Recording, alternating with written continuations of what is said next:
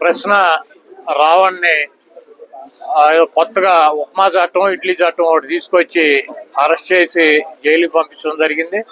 అతను మాట్లాడినటువంటి వ్యాఖ్యలు ఇప్పుడేం కొత్తగా మాట్లాడినటువంటి వ్యాఖ్యలు కాదు. ఎందుకంటే ఈ రాష్ట్రంలో ముఖ్యమంత్రులుగా ఉప ముఖ్యమంత్రులుగా అనేక రకాలైనటువంటి పదవుల్లో ఉన్నటువంటి వ్యక్తులే అంతకన్నా ఇంకా భయంకరమైనటువంటి భాషలో మాట్లాడినటువంటి పరిస్థితి ఉంది. అతను ఒక సంవత్సరం కాలం నుంచి కూడా పవన్ కళ్యాణ్ని ముఖ్యంగా ఎక్కువ అతని గురించి మాట్లాడతాం, అతని మీద పోస్టులు పెడతాం, ఇవన్నీ జరుగుతున్నాయి. కాబట్టి ఒక కక్ష కట్టినటువంటి వాతావరణంలో మరి పవన్ కళ్యాణ్ పార్టీ సంబంధించినటువంటి పార్టీ జనసేన కేసులు పెడతాం, అతన్ని పోలీస్ స్టేషన్లకు 4 స్టేషన్లకు తిప్పటం, అక్కడ జనసేన శ్రేణులు దాడికి వెళ్ళటం, అయినా కూడా మరి మేజిస్ట్రేట్లు బెయిల్ ఇవ్వటం వలన కొత్తగా ఉప్మా చట్టం అని ఒకటి తీసుకొచ్చి అతను జైలుకి పంపించడం జరిగింది. అదేమంటే రావణ్ అనే అతను వైసీపీకి సంబంధించినటువంటి వ్యక్తి మా పార్టీకి మేము డబ్బులు ఇచ్చి పనిచేస్తున్నాం అని చెప్తున్నారు. మీరు కనుక ఈ మొత్తం ఈ జరిగినటువంటి సంఘటన కనుక మనం పరిశీలించినట్లయితే తెలుగుదేశం పార్టీ వాళ్ళు ఎక్కడ కేసులు పెట్టలే అతని మీద. తెలుగుదేశం పార్టీ వాళ్ళు ఎక్కడ కూడా పోలీస్ స్టేషన్కి వెళ్ళి దాడులు చేయలే. తెలుగుదేశం పార్టీ ఎక్కడ కూడా అతని గురించి కానీ అతను సోషల్ మీడియాలో కానీ రావణ్ చెడ్డవాడనో లేకపోతే అతని గురించి ఎక్కడ కూడా విమర్శలు చేయట్లా. ఎవరయ్యే చేసేదంటే తెలుగుదేశం పార్టీకి సంబంధించినటువంటి పేటీఎం బ్యాచ్ మీడియా, ఏది ఏబిఎన్, TV5, మహా న్యూస్, అదేవిధంగా యూట్యూబ్ ఛానల్స్ కొన్ని ఉన్నాయి తెలుగుదేశం పార్టీకి, అవి చేస్తున్నాయి. ఎందుకంటే మరి బిఆర్ నాయుడు గారిని బ్రోకర్ గార్డ్ అని చెప్తాడు ప్రశ్న రావణ్. అదేవిధంగా ఏబిఎన్ రాధాకృష్ణని అమ్మనా బూతులు తిడతాడు, ఒకరిని బ్రోకర్ అని, ఒకడు లోఫర్ అని. ఆ పౌడర్ డబ్బా మన మహా న్యూస్ అయితే కనుక శాంతం ముఠాకోర్ అని చెప్పి రకరకాలుగా వాళ్ళని విమర్శిస్తాడు. అంతకన్నా ఎక్కువ స్థాయిలో పవన్ కళ్యాణ్ విమర్శిస్తాడు. కాబట్టి జనసేన అతని మీద దాడులు కేసులు పెట్టాలని చెప్పి నిర్ణయం తీసుకుంది. మరి ఈ బూతులు తిట్టించుకునేటువంటి ప్రశ్న రావడంతో బూతులు తిట్టించుకునేటువంటి తెలుగుదేశం పార్టీ అనుకూలం మీడియా అతని మీద వీడియోలు రిలీజ్ చేసి అతను ఏదో రకరకాలైనటువంటి కార్యక్రమాల్లో పాల్గొన్నాడని చెప్పి తప్పుడు వార్తల్ని వండి వార్చి అదేమంటే వైఎస్ఆర్ కాంగ్రెస్ పార్టీకి రుద్దే ప్రయత్నం చేస్తుంది. దీంట్లో రావణ్ అనేటువంటి వ్యక్తి తెలుగుదేశం పార్టీకి, లోకేష్ కి, బాలకృష్ణకి, చంద్రబాబుకి కూడా అనుకూలంగా ఉంటాడు. ఎక్కడ ఒక మాట కూడా మాట్లాడు. కాబట్టి తెలుగుదేశం పార్టీ కాముగా ఉంది. వీళ్ళందరూ కూడా అతని మీద మరి దాడి చేసేటువంటి కార్యక్రమం. అదేవిధంగా గతంలో మేము అధికారంలో ఉండగా జగన్మోహన్ రెడ్డి గారి మీద కూడా అనేక రకాలైనటువంటి విమర్శలు చేశాడు. మేము ప్రతిపక్షంలోకి వచ్చినా కూడా మా మీద విమర్శలు చేశాడు. ఏదేమైనప్పటికీ మేమైతే కనుక ఈ రకంగా అణిచివేయాలన్నటువంటి ప్రయత్నం చేయలేదు. చంద్రబాబు నాయుడు కూటానికి రోజులు దగ్గర పడి, ఎందుకంటే మాది గొడ్ల పార్టీ అని చెబుతాడు, ఆయన చెబుతాడు, వాళ్ళ అబ్బాయి చెబుతాడు, ఆ పార్టీ చెబుద్ది, ఆయన మీడియా చెబుద్ది. అంటే ఆయన భ్రమ ఏంటంటే పిచ్చి, ఇంకా భ్రమలో ఉన్నాడు. మేము ఏది చెప్తే ప్రజలు కూడా అదే మాట్లాడతారని. మాది గొడ్డల పార్టీ అని ఎవరు అనరు, మాది సంక్షేమ పార్టీ అని చెప్పి ప్రజలు మాట్లాడుకుంటారు. మాది గొడ్డల పార్టీ కాదు, నీది బూడిద పార్టీ అని చెప్పి రాష్ట్రంలో ఉన్నటువంటి ప్రజలు మాట్లాడుకుంటున్నారు. ఈ రోజు తెలుగుదేశం పార్టీ అంటే అతనికి వ్యతిరేకంగా ఉన్నటువంటి వ్యక్తుల్ని పోలీస్ స్టేషన్లకు తీసుకెళ్లి తగలెట్టి బూడిచ్చేసేటువంటి పార్టీ తెలుగుదేశం పార్టీ. అంటే బూడిద పార్టీ, ఇది బూడిద ప్రభుత్వం అని చెప్పి మాట్లాడుకుంటున్నారు. మీకు రాబోయే రోజుల్లో మీ పార్టీకి మీకు ఆ బూడిదే మిగులుతుందని చెప్పి తెలియజేస్తున్నాను. కొడాలి నాని ఇతను భూమి మీద బూతుల స్థాపికుడు, అదేవిధంగా బూతుల రాజ్యంకి ఆజ్యం పోసినవాడు. వైఎస్ఆర్సీపీ ఓటమికి మెయిన్ చిట్కా ఈ గుట్కా. కర్మ ఎవరిని వదిలిపెట్టదు. ఒక లోకేష్ గారిని, ఒక సిపిఎన్ గారిని, ఒక పవన్ కళ్యాణ్ గారిని, కార్యవర్గాన్ని, నాయకుల్ని, ఒకరిని కాదు ఆడవాళ్ళని ఇష్టారాజ్యంగా ఇష్టం వచ్చినట్టు నోటికి ఎంత వస్తే అంత మాట్లాడడం ఆ రోజుల్లో జరిగింది. కాబట్టి కర్మ ఎవరిని వదిలిపెట్టదు. కాబట్టి కర్మ ఎవరిని వదిలిపెట్టదు, కొడాలి నానిని అయితే అసలు వదిలిపెట్టదు. ఉదాహరణ చెప్పాలంటే అతను ఎందుకలా బూతులు మాట్లాడాడంటే అకౌంట్లోకి అమౌంట్, చేతిలోకి పేపరు, నోట్లోకి బ్యాగ్ పేపరు, గుట్టక కూడా వేయలేనంత గుట్కా వేసుకోవడం, మతం ఎక్కి మంది మీద పడడం వల్ల ఈరోజు ఈ స్థాయికి దిగజారిపోయాడు. మనోడే కాదు, ఇంతకుముందు వర్రా రవీందర్ రెడ్డి, అదేవిధంగా పోసాని కృష్ణమురళి, అదేవిధంగా రీసెంట్గా వల్లభనేని వంశీ, ఆ ముగ్గురు తర్వాత నెక్స్ట్ ఉన్న కోవలో ఉన్నది ఎవరు అంటే మన గుట్కా నాని. భయపడ్డాడు, అతని కళ్ళల్లో భయం వచ్చింది. ఎందుకంటే రెడ్ బుక్ అంటే చాలామంది తెలియకపోవచ్చు, ఎవరైతే చట్టాన్ని అతిక్రమించి ఏదైతే తప్పులు చేస్తారో సాక్ష్యాలతో కూడినటువంటి చట్టపరంగా వేసే శిక్షనే రెడ్ బుక్ అంటారు. ఆ రెడ్ బుక్లో కొడాలి నాని పేరు కూడా ఉంది. ఏమయ్యా ఆర్పి ఎక్కడున్నాయి ఆయనకి సంబంధించినటువంటి ఏదైనా సాక్ష్యాలంటే యూట్యూబ్ ఓపెన్ చేస్తే బూతులను కొడితే ఈక్వల్ టు కొడాలి నాని వస్తుంది. నాకు నోరు ఉంది కదా, నోటికి వచ్చినట్టు మాట్లాడేస్తాను అని అనుకోవడానికి ఇంతకు ముందు గవర్నమెంట్ కాదు. ప్రజల్ని రెచ్చగొట్టే విధంగా మాట్లాడడం కానీ, సమాజంలోని ఇబ్బందులు పడే విధంగా, సమాజంలో ప్రజలు కూడా ఇబ్బంది పడే విధంగా కనుక మాట్లాడే పరిస్థితి ఉంటే కనుక వాళ్ళ మీద ఎట్టి పరిస్థితి చట్టపరమైన చర్యలు తీసుకోవడానికి ఎక్కడా కూడా బ్యాక్ స్టెప్ వేసే పరిస్థితి అయితే ఉండదు. ఒకటి మాత్రం చాలా క్లియర్ గా గుర్తుంచుకోవాలి, ఇది మీ గవర్నమెంట్ కాదు. నోటికి వచ్చినట్టు బూతులు మాట్లాడతాము, నోటికి వచ్చినట్టు ఏది మాట్లాడినా చెల్లుబాటు అయిపోతుంది, మమ్మల్ని ఎవడు ఏమి చేయలేడు అనుకునే గవర్నమెంట్ కాదు. ఇది ఎన్డీఏ గవర్నమెంట్. ఎన్డీఏ గవర్నమెంట్ లో తప్పు చేసిన వాడు ఎవడైనా కూడా శిక్ష ఒకలాగే ఉంటుంది. నువ్వు నోటికి వచ్చినట్టు రెచ్చగొట్టే విధంగా మాట్లాడతాము, దానికి మాకు సంబంధం లేదు, మీరు మమ్మల్ని ఏమి చేయలేరంటే గనక ఊరుకునే ప్రసక్తి అయితే ఉండదు.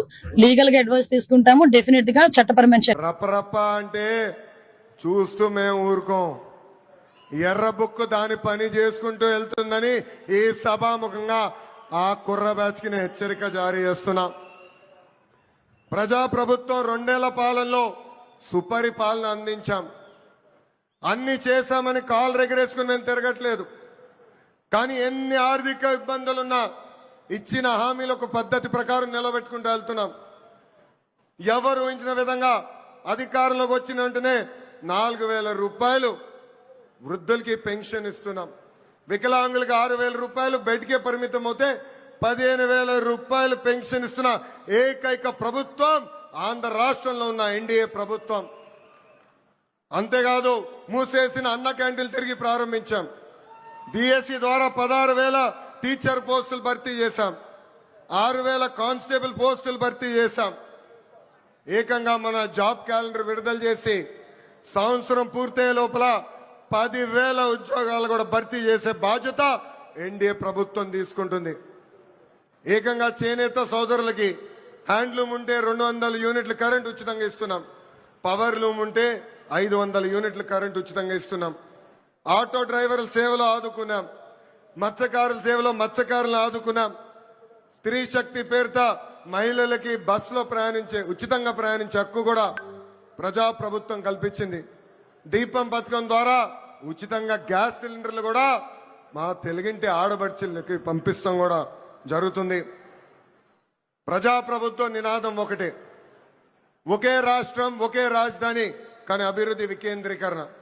ఇప్పుడే మాధవ్ గారు చెప్పినట్లు భారతదేశంలో 100 రూపాయలు పెట్టుబడులు వస్తే దాంట్లో 25 రూపాయలు ఆంధ్ర రాష్ట్రాన్ని ఎత్తుకుంటా వస్తుంది. ప్రజలందరూ ఒక్కసారి ఆలోచించాలి. గూగుల్ ఆర్సిలర్ మిత్తల్ ఉత్తరాంధ్రకి తీసుకెళ్లాం. రాజధాని క్వాంటమ్ కోస్తాంధ్రకి తీసుకొచ్చాం. ఏకంగా ఫైటర్ జెట్లు రాయల్ ఎన్ఫీల్డ్ ఈ రోజు రాయలసీమకి తీసుకొచ్చిన ఘనత ఒక ఎన్డీఏ ప్రభుత్వాన్ని. మనది గొడ్డలి, మనది గూగుల్, వాళ్ళది గొడ్డలి. నేను ఒకటే చెప్తున్నా, మర్యాదగా ఉంటే మర్యాదగా ఉంటుంది. తెలుగుదేశం పార్టీ భయపడదు. తీవ్రవాదులతో పోరాడాం. ముఠా నాయకుల్ని పూర్తిగా కంట్రోల్ చేశాం. మత విద్వేషాలు రెచ్చగొట్టే వాళ్ళని నియంత్రణ చేశాం. రౌడీలు లేకుండా చేశాం. ఇప్పుడు రౌడీలు, నేరస్తులు రాజకీయ ముసుగేసుకున్నారు. ముసుగు కూడా తీస్తా. రౌడీలను రౌడీలుగానే చూస్తా, నేరస్తులను నేరస్తులుగానే చూస్తా. No question of compromise. ఒకరిద్దరు పోలీస్ ఆఫీసర్లు ఎక్కడా కానీ తప్పు చేసినా లేకుంటే లాలో చేపడితే మాత్రం అదే లాస్ట్ డే. వాళ్ళకు కూడా చాలా ఫర్మ్గా ఉంటాం. లా అండ్ ఆర్డర్ మెయింటైన్ చేస్తేనే రాష్ట్రానికి పెట్టుబడులు వస్తాయి. లా అండ్ ఆర్డర్ మెయింటైన్ చెప్తే ఎవరు పెట్టుబడులు పెట్టరు. ఈ రాష్ట్రానికి టూరిజం ప్రమోట్ చేయాలంటే ఒక ప్రశాంతమైన వాతావరణం ఉంటే వస్తాయి. టూరిజం ప్రమోట్ అయితే, అభివృద్ధి జరిగితే, ఇండస్ట్రీ వస్తే ఉద్యోగాలు వస్తాయి. మీకోసం ఉద్యోగాలు త్యాగ చేయడానికి మేము సిద్ధంగా లేము. ఇంకా పేదరికాన్ని పెంచడానికి సిద్ధంగా లేము. ఈ విషయం కూడా వీళ్ళు గుర్తుపెట్టుకోవాల్సిన అవసరం ఉంది. మీకు మీ కుటుంబ సభ్యులపైన కూడా గౌరవం లేకపోవచ్చు, కానీ మాకు గౌరవం ఉంది. మీ తల్లైనా చెల్లైనా మీకు గౌరవం లేకపోవచ్చు. నేను ఒకటే చెప్తున్నా, ఏ ఆడబిడ్డ అయినా సరే ఇన్క్లూడింగ్ వైఎస్ఆర్ కాంగ్రెస్ నాయకుల యొక్క భార్యలకు కూతుర్ల పైన పెట్టిన వదిలిపెట్టను. I'm very clear. సభ్యత సంస్కారాన్ని వదిలిపెట్టద్దండి. మనుషులుగా ఉండండి, మృగాలుగా తయారు కావద్దండి. మృగాలుగా ఉంటే మృగాలను ఏ విధంగా ట్రీట్ చేయాలో అదే విధంగా ట్రీట్ చేస్తాం. మనుషులుగా ఉంటే మనుషులుగా ట్రీట్ చేస్తాం. ఇది ప్రజాస్వామ్యం, రాళ్ల యుగం కాదు, రాతి యుగం కాదు. ఆ విషయం వీళ్ళందరూ గుర్తుపెట్టుకోవాల్సిన అవసరం ఉంది. ఏదో వీళ్ళకే తెలివైనట్టు ఇన్ఫర్మేషన్ టెక్నాలజీ ప్రమోట్ చేసింది నేను. నా దగ్గర మీ కథలేంటి నాకు అర్థం కాలేదు. మీకోసం ప్రమోట్ చేయాల ఇన్ఫర్మేషన్ టెక్నాలజీని. సోషల్ మీడియా వచ్చింది తర్వాత. అలాంటి దాంట్లో మీ ఇష్ట ప్రకారం పెట్టి తప్పుడు అడ్రస్లు పెట్టి చేయడం తప్పిది. చాలా ఫర్మ్గా ఉంటాం. ఎవరైనా అలాంటి ధోరణిలో ఉంటే బీ కేర్ఫుల్, మానుకోండి. ఒట్టొట్టి అడుపులరిస్తే కుదరదు. And I'm very clear on that. పేదరికలు అడగడం ఏదో జరిగిపోతుంది అంటే మీ ఇష్ట ప్రకారం తిడితే ప్రతి ఒక్కరు పడడానికి సిద్ధంగా ఉన్నారండి, పడాలండి. మొన్న డిప్యూటీ సీఎం అన్నాడు, వస్తామంటే కూతుర్లు బోరు నేడ్చారు. Is it necessary? అంత హ్యూమిలియేషన్ అనుభవించాలా మేము? ఏ నాయకుడైనా రాజకీయాల్లో వచ్చింది గౌరవంగా ఉండి ప్రజాసేవ చేయాలని. నేను ఆ మాట చెప్పాను. నన్ను కూడా ఒకసారి మోసం చేశారు, మీకు అందరికీ ఐడియా ఉంది. నేను ముఖ్యమంత్రిగా ఉన్నప్పుడు ఎలక్షన్ సీజన్లో బాబాయిని చంపి గుండెపోటు అంటే నేను కూడా నమ్మా, నిజమేనేమో అని.